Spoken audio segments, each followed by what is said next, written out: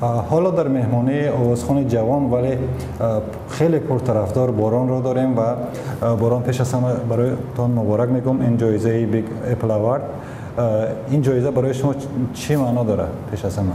اول از همه چی من سلام عرض میکنم خدمت شما و بیننده های عزیز رادیو آزادی و این هدیه برای من خب خیلی با ارزشه و برای من یک افتخاره که به عنوان جوانترین و موفق‌ترین خواننده پاپ ایرانی منو نامینیت کردن. من ممنونم از همه، از بیگ اپل میوزیک اواردز، از دف انترتینمنت، نیکس وان و همه اسپانسرهای برنامه که مثلا که خیلی زیادن، من همه اسما رو به خاطر ندارم و ممنونم از شما از مصاحبتون.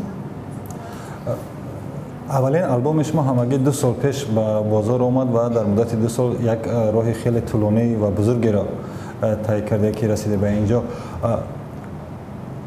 از کجا شروع شد همین در حالی که دیپلم بیزنس داشته نه؟ بله. خب و شما از اصلا از کردی ایران هستی نه؟ بله کرد هستم. و با کردی هم ترانه اجرا میکنه؟ بله، تو بیشتر برنامه ها آهنگای کردی همیشه خوندم، تو همه برنامه‌هایی که بودم و چند تا آهنگ هستش که با چند تا خواننده پیشکسوت کرد که خیلی محبوب هستن دارم سعی میکنم یه همکاری داشته باشم و امیدوارم که باعث افتخار همه باشه. راه یافتن به صحنه برای یک ایرانی خصوصا در خارج از ایران آیا سخت نیست؟ کار هنری همه جای دنیا سخت هست برای همه، مخصوصا برای خانوما، ولی خب بازم برمیگرده به اینکه چقدر بعضی مثلا متاسفانه خانواده‌هاشون زیاد تایید نمی‌کنن این قضیه رو و مجبور میشن که تنهایی این راهو برن جلو. ولی من خب همیشه خانواده‌ام پشتم بودن و مراقبم بودن. خدا رو شکر میکنم سخت بوده، خیلی منم سختی کشیدم، هنوزم سختی خودشو داره، ولی خب آخر روز که نگاه میکنم میبینم که بی حساب شدم باهاش، چون که ارزششو داره. کاری که دوست دارم. آیا در داخل ایران طرفداراتون زیاد هستن؟ اونایی که گوش میکنن مثلا نامه مینویسن؟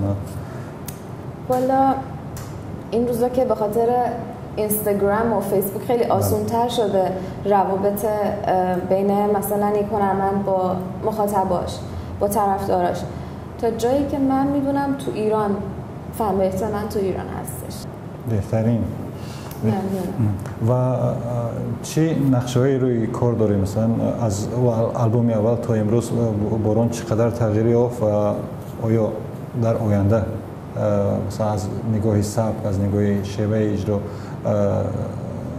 کدام با تغییراتی در نظر داری؟ بله خب من واقعیت خواننده جدیدی هستم و تازه هنوز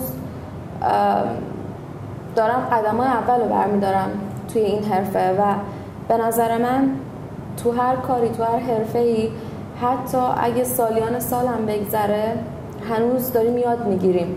یعنی همیشه یه چیزی هست که ندونیم و یاد بگیریم و من سعی میکنم که تو برنامه‌هایی که دارم، تو کنسرت‌ها، سر ضبط آهنگ، سر ضبط میوزیک ویدیو تجربه کسب بکنم و سعی کنم دقت کنم به نکته‌های خیلی ریز که تا جایی که میتونم کاری که ارائه میدم به بازار از لحاظ کوالیتی بالا باشه. حالا 100% پرفکت نخواهد بود، یعنی بی عیب نخواهد بود، ولی من همه سعیمو میکنم که همه راضی باشن انشالله. و آلبوم نوی در راه داره؟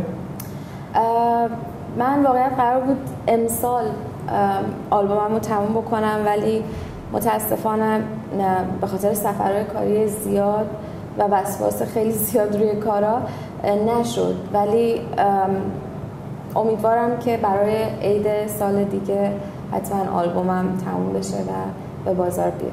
در نوروز یعنی؟ بله امیدوارم، قول نمیدم ولی امیدوارم خودم. میشه در پایان صحبت چند پاره از اون ترانه‌ای که شما را معرفی کرد از جمله در تاجیکستان باران زیادی همینجا اجرا کنی که برای هم تماشابینای تاجیک و هم برای تماشابینای ایرانی؟ یه ضربه‌شو میخونم باشه چشم خاطر شما. بیا دوری کنیم از هم،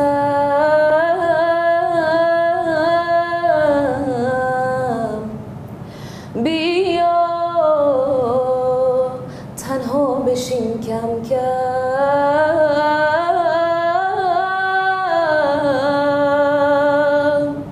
بیا